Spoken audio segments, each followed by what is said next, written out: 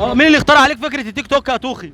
هشام نينجا، وربنا جابها معايا عشان واحد طيب. اه واللي عاوز يتصيط ما يرجعش يعيط. يعني هو طب دلوقتي في اشاعه طلعت على التيك توك برضو غير الفيس اللي بيقولوا نو نو نو هو الكلام ده ايه؟ ولا باكل والله دي ناس بتغير يا باشا، وناس عايزه تبوظ سمعتها عشان احسن منهم. اه وانا مسلمها لربنا، وكل واحد بيتكلم عليها وحش الله يسهله على دماغي من ايه ده يا فوق. توخي؟ دي كبده جمل، والجمل هو شغلتي، والجمل هو املي. هو جملي. هو املي. هو املك ازاي؟ امل حياه الجمل ده ركب عليه الرسول. طب عايزين نتعرف على هشام. تعالى يا هشام، تعالى يا هشام، تعالى لف يا هشام. عرفنا كده يا هشام، امسك المايك عرفنا يا هشام ايه رايك في اكل التوخي واتعرفت عليه ازاي؟ طبعا عم ابراهيم يعني صاحب والدي، وهو اللي مربيني، وكان جارنا من هو لسه متجوز. يعني كان بيربيني وانا عيل صغير.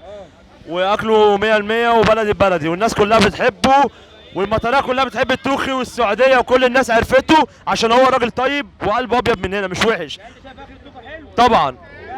وسبب شهرة التوخي يا جدعان، انا اول ما صورته اقترحت عليه التصوير كان فيديو عادي، صورت فيديو والتاني والتالت لغايه ما الناس بدات تعرفه وتحبه، لغايه ما الحمد لله التوخي يعني بقى ترند، والناس كلها عرفته في السعوديه وفي الامارات، في كل حته التيك توك كله عارف مين هو ابراهيم التوخي.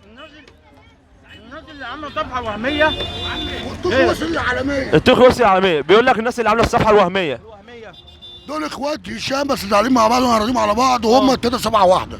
حلو. واللي داخل عليهم داخل على هشام، وهشام اخو احمد وكبودي. هم التلاته اولادي وحدوه وصلى على النبي.